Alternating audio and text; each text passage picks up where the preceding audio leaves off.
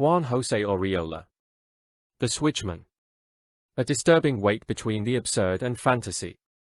From a plain satire about the Mexican railway system, going through a critic to dehumanizing mercantilism, the tracks of the Switchman, El Guardagujas, end in an allegoric station, Mankind's Destiny.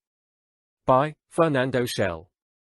The Switchman is a short story by Mexican Juan José Arreola, Ciudad Guzman, Mexico. September 21, 1918, Guadalajara, Mexico, December 3, 2001. This short story is probably the best fantasy short story ever written in Mexico in the 20th century. It was published for the first time in 1952, and is part of a collection named Confabulario. Defining the main topic of this story is not an easy work, for its merit is the multiplicity of interpretations we can give to it. Some of them are more evident than the others, but we can say in this story lie many interpretative lines, and all of them are equally valid. Undoubtedly, there is a satire to the Mexican railway system and industrialization. There is also a critic to dehumanizing mercantilism. There is an allegory about mankind's destiny. There is an absurd view on certain political systems and social institutions. As a resume, we can say that the plot of the story is: an exhausted stranger carrying his luggage arrives to a deserted train station. It is the exact departure time of his train. Suddenly, he feels that somebody he had not seen before shows himself unexpectedly and taps him. It is a little old man with a vague railway look that has a small red lantern and looks at him anxiously. These two characters immediately start a conversation, as the stranger asks the newly arrived old man if the train to T had already left the station, but the old man, instead of answering him, begins to advise and warn the stranger about different aspects of the weird railway system of that country. In that extensive conversation, the old man, who happens to be a switchman, will tell the stranger an unbelievable, fantastic, and absurd story about the railway system. He tells the stranger that the trains in that country do not have a determined schedule and can take the most diverse courses. Sometimes, trains are abandoned and the passengers, once they are helpless, decide to establish new towns. Even in an absurd context, we can see the social inequity, because if there is only one rail and the passengers may get harmed, the first-class passengers are on the track where there is still a railway. In this fantastic reality, sometimes, passengers must cooperate with the railway company. Passengers even have to do unearthly tasks, like disarming a train piece by piece and take it from one place to another to solve the lack of a bridge. The almighty company recreates a fictitious reality to tranquilize the passengers, using dolls instead of workers and showing paintings of landscapes that pass through the windows and replaces reality. Domestication of the passengers by the company is total. The company has even established schools so the people learn to live together in peace inside the trains. The stranger does not question or doubt about the absurd and fantastic reality the switchman is describing him, but he is somehow chained to his own reality. He wants to get to T. That is the reason why he can only answer that he needs to arrive to T tomorrow. At the end of the story, surprisingly, the train arrives to the station. The old switchman goes away running and jumping all over the railway and tells the stranger that it is his lucky day and he will be in his destiny tomorrow, but when he asks the stranger about his destination again, he does not answer that he needs to get to T, but to the town X. Finally, the switchman disappears. Only thing he left is the red dot of his lantern floating in the air, while the train was approaching the station noisily. As I said before, one of the possible interpretations we may get from this story is the satire on the Mexican railway system. The switchman makes a chaotic description showing a brutal disorganization among the employees of the railway company. We can also appreciate a reference to the Mexican industrialization process from the past century.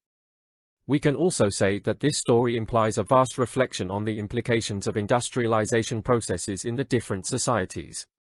The story takes place in a historical time where technological development, related to the means of transport and the industry, had arrived to stay, and mankind saw such advances as a promise of a world full of progress and welfare.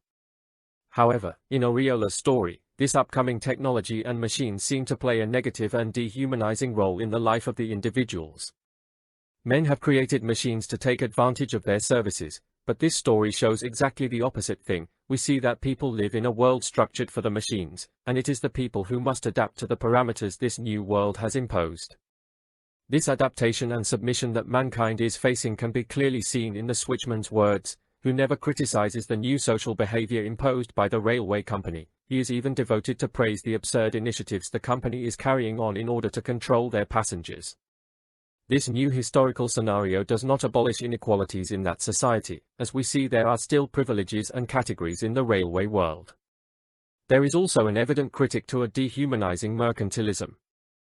This can be seen in the description the switchman does on social relationships. Passengers seem to agree with the rules the company has imposed, willingly accepting their own torture. I also pointed the allegory to the mankind's destiny as one of the possible interpretations. The travel by train might be compared to the travel of the man through life itself, or the different travels a man must make through all the paths of life. If we follow this interpretative path, mankind must accept the conditions life gives them, as well as the stranger must resign his will to get to a specific place and accept the unexpected destinations where the trains might take him. Although the stranger has a ticket destined to T and expects to get to that city, it is not sure at all that his trip will end up arriving that place. The same can happen to every human being, and the teaching of the story seems to be the importance of getting on the train, living, trying to enjoy the ride. It does not matter if we get to the destination we wanted in the first place, we must be prepared for the possible detours we can face on our way. In this life, human beings tend to suffer the same uncertainty the stranger is facing, loneliness, dismay, bafflement, but life, as well as the train, can have unexpected destinations. According to this interpretation, we can see how every man must take the train, even if they are not sure when will the train come, and not even sure that the train is coming indeed, although they had the precaution of getting a ticket. Maybe we can end up facing the same obstacles than the passengers who established the town F when their train lost its way. Others might get to their expected station, but nobody can be sure about it. A similar view can refer us to the concept of the absurd. Even if we can make an interpretation of the train journey as the journey of life, we can interpret it as a journey through the existence of the absurd.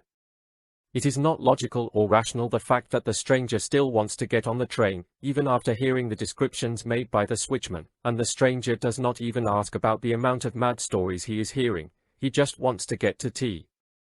On the other hand, we see that the other passengers accept the terms and conditions of the railway company. They accept to disarm a train that might not take them to their destinations and take it to the other side of a cliff. They accept the fact that they might die there and be buried in cemetery wagons. They definitely accept the establishment of the absurd. I also find interest in giving a look to the concept of fantasy present on the story. I would like to notice how in this text, that seems realistic in its beginning, ends up little by little, turning into a fantastic story as the switchman talks. There are two different approaches. On one hand, we have an unbelievable story, told by the switchman, who tries to warn the stranger about the characteristics of that country's railway system. On the other hand, we have the story of this stranger who expects to get on a determined train to arrive to an already determined place, the town named T. In this order of ideas, the switchman represents the fantasy, and the stranger represents the normality, the believable things. The switchman has a discourse that relies on the fantasy, and is not opposed only to the reality of the stranger. It is also opposite to the reality we all readers know and recognize as possible. We are all aware that the service provided by the train companies is agreed in advance, functional and unchangeable unless there is a notification of an unexpected change. In normal circumstances, logic says that you buy a ticket for a train that will take you to a previously determined place. That train will use previously placed tracks so everything goes on as intended. Therefore, the stories told by the switchman are totally unbelievable and impossible. Tracks cannot be modified, neither the way the railway system works, for this is an established service and the passengers already know that. However, the stranger's acceptance of the things he is being told gives the reader a perception that the story will transit a different road than the reality he knows, and the reader will finally accept the logic of absurdity that the switchman represents. The switchman starts in a recognizable reality, but it stirs to fantasy. It comes back to the recognizable reality when the whistle that announces the arrival of the train is heard. By the way, there is a strange element of the end. When the switchman asks the stranger about his destination, he changes his initial answer. Instead of answering T, he ends up saying that he needs to get to X, causing a break in his realistic discourse. In order to conclude, I will briefly refer the clear influence of Franz Kafka in this story. In the first place, the weight and uncertainty that the stranger suffers can be compared to the difficulties the protagonist of The Castle experiences.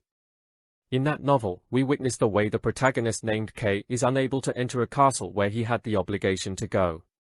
This Kafkaesque character suffers an endless wait that can be compared to the stranger's one. In another Kafka's short story named A Common Confusion, we can also see the way the dealers A and B arrange a meeting, but they cannot meet each other. The recurrent topic of an endless wait can also be seen in a short story named Before the Law, in which a farmer waits during all of his life an authorization to go through a door. Another typical feature in Kafka's literature that can be seen in the works of Arriola is the tendency towards the infinite and the chaos, a topic that has been approached by the Czech author in The Great Wall of China, about that never-ending project, and also in The City Coat of Arms, in which he wrote about the impossibility of completing Babel's Tower.